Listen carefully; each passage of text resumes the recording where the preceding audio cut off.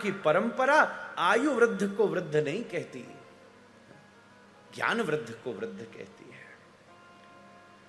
कोई कहे भैया हम उम्र में तुमसे बड़े, हमारा सम्मान करो, तो उसको पूछो कि तुमने उम्र से बड़े होने के लिए क्या परिश्रम किया, बल्कि ट्राई तो ये और किया कि हमारी उम्र कम रही। दो खोपड़ी पे बाल सफेद हुए नहीं कि काटी आए उनको। इसका अभिमान तो कितना थोथा अभिमान है महाराज। मां होने के बाद भी उस संबंध की संकोच से मुक्त होकर के जगत जननी देवहूति जी ने अनुभवशील, अनुभवगम्य अपने सदपुत्र कपिल से पूछा। भारतीय मनीषा इसको स्वीकार करती है महाराज। भक्तमाल की परंपरा में स्वयं नामदेव जी से उनके पिता ही समर्पित होकर के नाम ग्रहण कर लेते हैं महाराज। पिता होने के बाद भी श्री नामदेव प्रभु को समर्पित हो जाते, अपने पुत्र को समर्पित हो जाते, क्योंकि उनका अनुभव इतना बड़ा हो गया। विट्ठलनाथ प्रभु को श्री नामदेव जी ने भोग लगा दिया महाराज।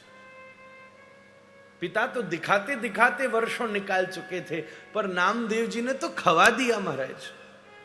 पिता देखकर अचंभित हो गए। पदैषणा, लोकैषणा, वित्तैषणा, स्वर्णैषणा, यशैषणा,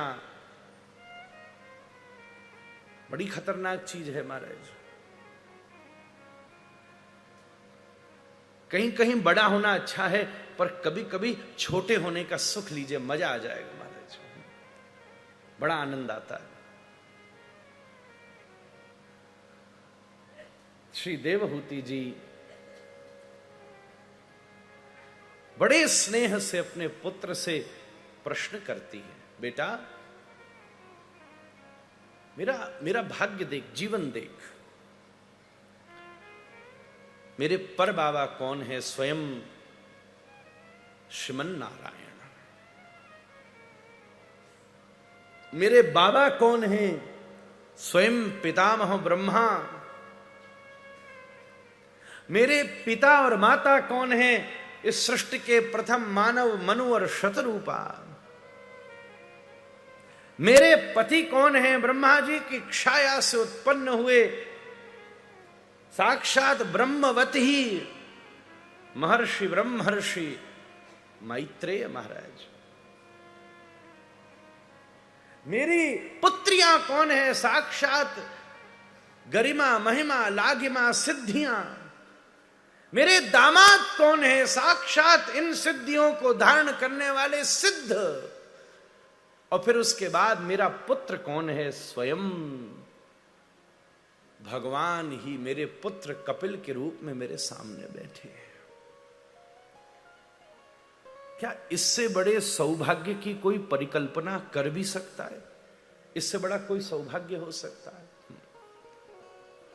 हर व्यक्ति के जीवन में अपने अपने सौभाग्य की एक गणना है।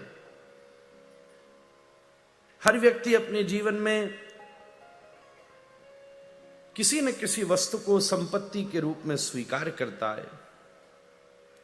ये गणित और गणना तो सबके अपने अपने रूप में परिणत होती है, पर जीवन में मनुस्मृति कहती है 6 वस्तुएं सौभाग्य हैं। पहली वस्तु है, अगर आपके पास समय है तो। मैं उसमें एक भाव जोड़ूंगा, समय से भी बड़ी वस्तु है। समय होना भाग्य है, अवसर होना सौभाग्य है महाराज। समय बहुतों के पास होता है, अवसर किसी किसी के पास होता है। समय होना, भाग्य से समय मिलेगा, सौभाग्य से अवसर मिलेगा। दूसरी वस्तु स्वास्थ्य। स्वास्थ्य, अगर हमारे पास स्वास्थ्य है तो सौभाग्य की बात है। स्वस्थ मनुष्य शरीर अति दुर्लभ है महाराज। तीसरी वस्तु ये सौभाग्य की बात है। अगर हमारे पास शांति है तो, मन अगर शांत है तो उस दिन विचार कीजिए आज मेरा सौभाग्य है महाराज। अपन 2 गाड़ी घोड़ा से समझते हमारा सौभाग्य बन गया। समय सौभाग्य है, स्वास्थ्य सौभाग्य है, शांति सौभाग्य है।